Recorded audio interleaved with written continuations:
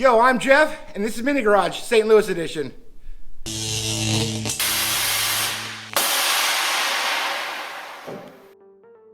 Hey, we're out here at Kambered Kreations in St. Louis. We're gonna meet TJ, check out his shop. He's got some cool trucks, some bead rolling stuff, and you know, we're on the road, so we're making new friends and doing cool stuff. Let's check it out. Again, we're at Kambered Kreations here in St. Louis, and with us today is TJ. He's gonna show us some cool stuff, so go ahead and introduce yourself. TJ, owner of Kambered Kreations. This is my playground, so got my Mazda, personal truck, 49 GMC, a couple customer vehicles mixed in a bunch. I don't know. Well, so tell us about the Mazda, because like obviously this underslung frame, you said S10 front clip. Okay. So that's kind of where the platform started. Underslung. Thorbeck wishbone's been kind of modified to fit the build with the towers for the mount on the bags. It's got an LT1 4L60E. Well, that explains the drive line being as big as it is. Yeah, it's a 5-inch drive shaft. That doesn't look like an S10 drive shaft to me. Right, yeah. Yeah, it was a little baby just to kind of help with the horsepower and the overall length because I wanted to do a one-piece. Flipped S10 bed sides, full custom interior. It's on 20-inch intro V-rods, and it's a driver. She's not the prettiest, but she gets the job done for sure. Well, that is what we're all about, like build and drive, and that's, I mean, what more could you want? Like, that's it. Yeah, little story, when we went to Midwest Drag Fest to unveil this, had no interior. I had like 3 miles on it. Well, our buddy Chorba's got a Dakota, he broke.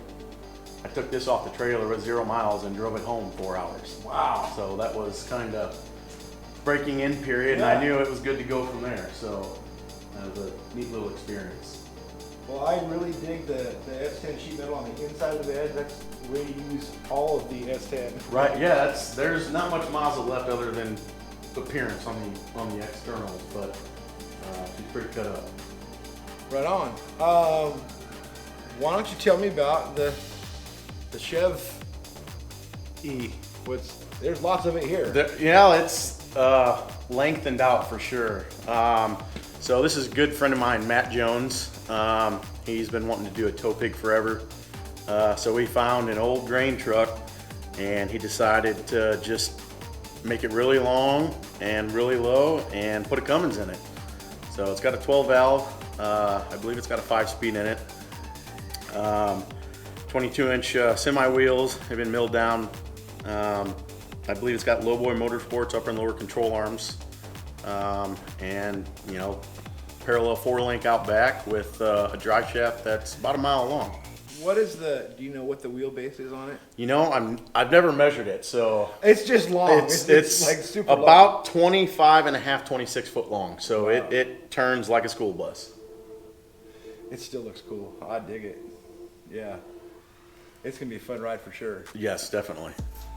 So it's it's over here in the corner. Is that another project, or is it parts, or is it? So that was my first hit at a full frame that I did about 3 years ago. It's kind of picking it up as I find time. That's a 49. It's kind of just a mix of parts. It's got Michigan Motor Works upper and lowers. It's got an underslung chassis with a quick change out the rear. It's set up as a parallel 4-link with a geometry as far as pinion change, but it's technically a wishbone with a cantilever. Okay. It's got a 6-liter in it, 700 R4, built by Mad Dog Transmissions, and we're gonna probably stuff some turbos underneath it and make it fun. So with that, is that frame also S10 style?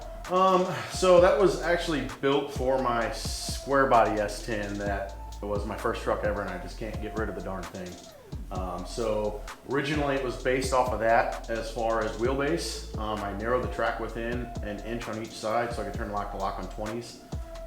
And then I just had to have a AD truck, and I decided to stick it underneath there, and that's kind of where it is at. So are you gonna go with some super wide wheels so you can still turn lock to lock? It's set up for 19s. The rear fenders on those trucks aren't very conducive for 20s. They won't lay out all the way. So I've got a set of 19-inch Void Furies that I'm gonna cut the centers out and do 12-inch wides on the back, and then just a standard, 8-inch up front. So on mine, I actually had to where it looked right for me. I got 15s with wide whites on mine. Yep. And I had to use with the S10 front end a 2-inch spacer so that the wheels Kick it out. Yeah, because it Yeah. was. And then I used a S10. No, I've got a Camaro rear end in it to have Okay. the right width, so that it lines up like dead. Like nuts. 60-inch rear end to get, so it doesn't look cattywampus. Right, because I want to have the stock bed sides inside and not have it all cut up, and so I wanted that wide look, and that was just where I needed to be. So that's cool. And with 19s and be able to turn with it laid out, Yeah, that's cool. it's gonna be. Yeah. Just set it up at 1/2 inch and just go crazy with it. Do you want to talk about the Dakota at all, or? So that is a customer vehicle. Long term, I've had it probably 1.5 years. He's had the truck probably 17 years. Been to a couple different shops. He kind of got hurt on it a couple times, and it came here, and it's kind of where it's at. We transplanted a whole new parts truck onto this because he brought the cab to me after body work, and it fell off his trailer and tumbled behind the winch going down the highway. So we kind of had to regain. Yeah, it was started from scratch, but there's a lot of things that were unfinished on that cab and that needed to be buttoned up. So it's giving me a blank slate to kind of put my stank on it and make it right for him. Right on. Well, I think before we go any further, let's check out your bead rolling skills. Yeah. Because we're here. Yep, we We might got as well. something templated up. Let's do it. Yep, let's get after it. Whenever I decided I wanted to be, getting into the sheet metal and bead rolling, I wanted the biggest one they made from the best manufacturer there is. So that's why I chose Mittler Brothers. It's a 36-inch. It's got the variable speed industrial motor, so you have a foot pedal, kind of like a TIG torch. You can control the speed. There's also a switch that you can turn down that speed when the pedal is wide open. So it makes it super nice doing the radius, is you can control the speed and the degree in which you're turning for the radius. The other thing, they make a couple different shafts that are adjustable for like art roll sets and doing artwork. I'm just doing pretty basic sheet metal work stuff, so it works out for me. And then die selection, we're going to be using just the standard. I think these are 3/16 step. Die placement is everything, especially if you have a smaller bead roller, if the throat isn't as deep. Your material, when it swings around, you're going to bottom out and hit, and you'll see when I get rolling, I'm going to set this panel out instead of in. If I were to set these dies up in one manner, I can actually switch and not move my panel. I can move the dies to jump on which line I choose to either depress or raise. I can leave these dies, and I can set that panel either to the left of the die to swing into the machine, or move it out on the adjacent line over here to kick the panel out, so I can swing in if it's a large panel. I assume that comes with a lot of mistakes. Trial and error. Yeah, That's right. it. That's it. But I'm cool with that. You gotta- That's how you learn. Yeah, it's the hypotenuse of the triangle. You got to measure to make sure that whatever patterns you're doing is gonna definitely pass through the machine for sure.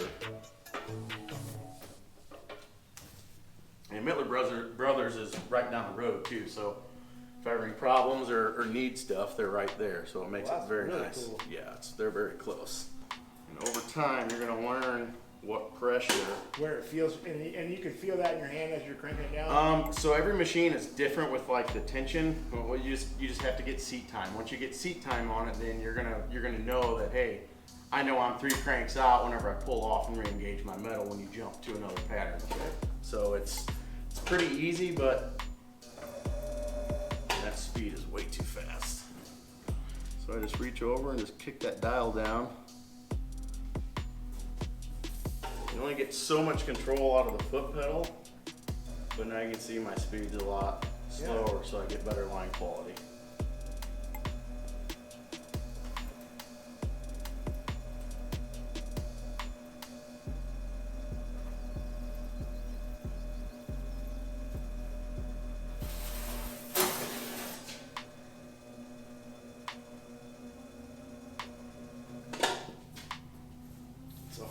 big panels is gathering it again.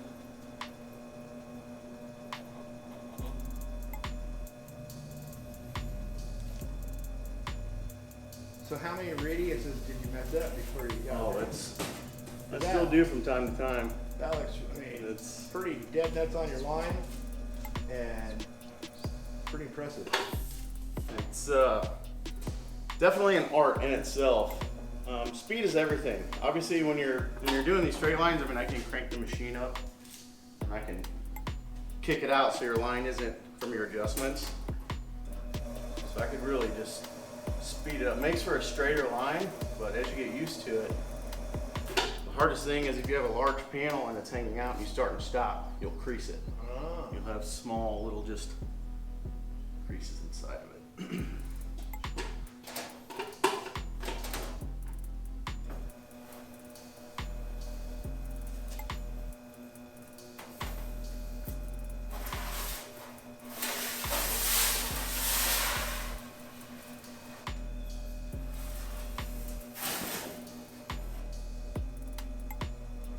This is the hard, tricky part, is getting those To line it up. start and stops. Yeah. So you have to get the hammer and dolly out and try to kick them back over.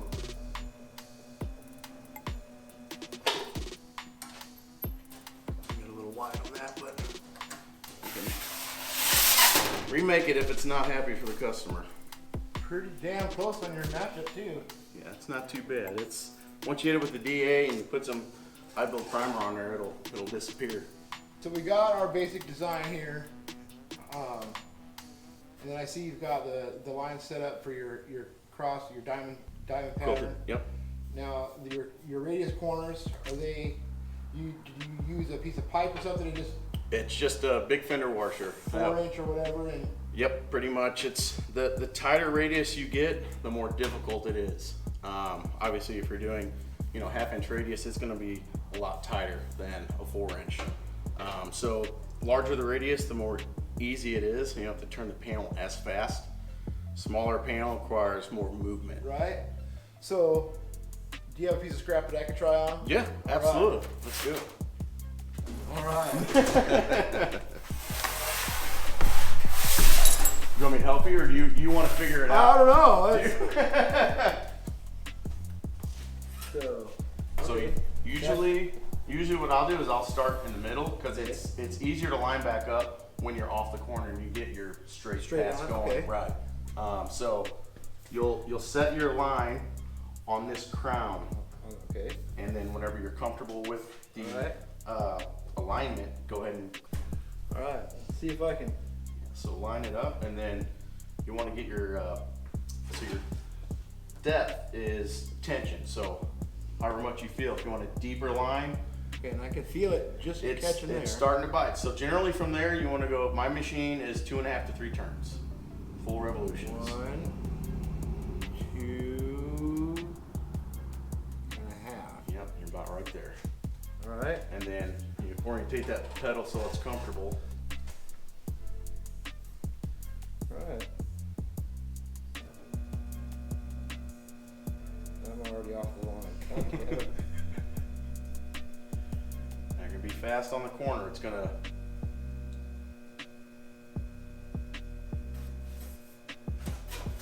Get right.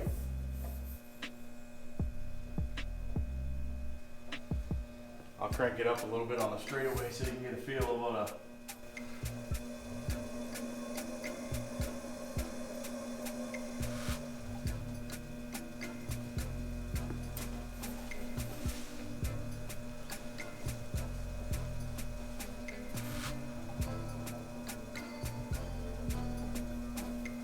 I gotta get me one of these. This Oh, is fun. anybody can do it. It's just you gotta have the seat time.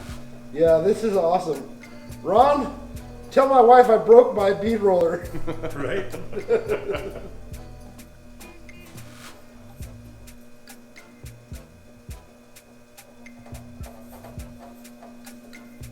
I missed.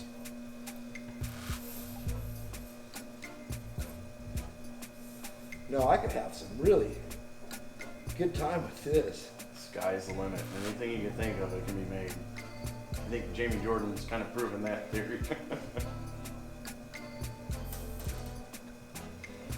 So what is the biggest, baddest Miller Brothers? What's the average price?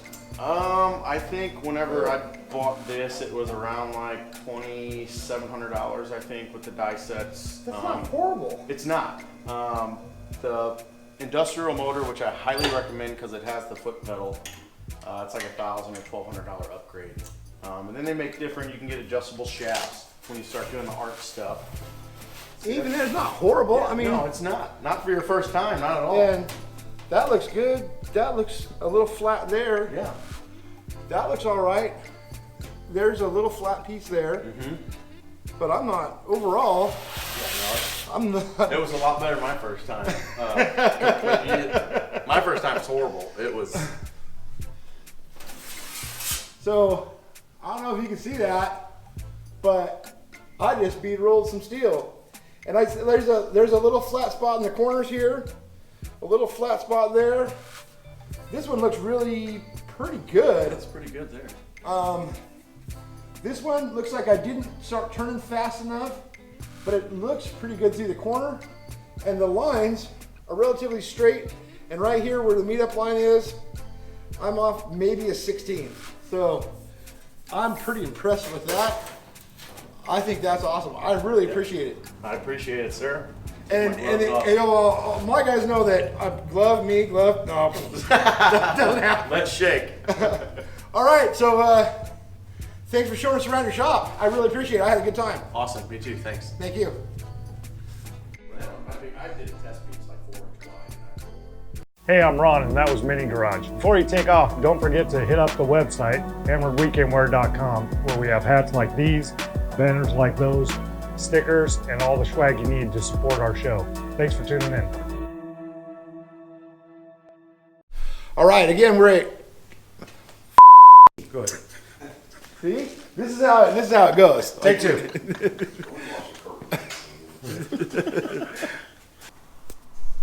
I need Chris to do that.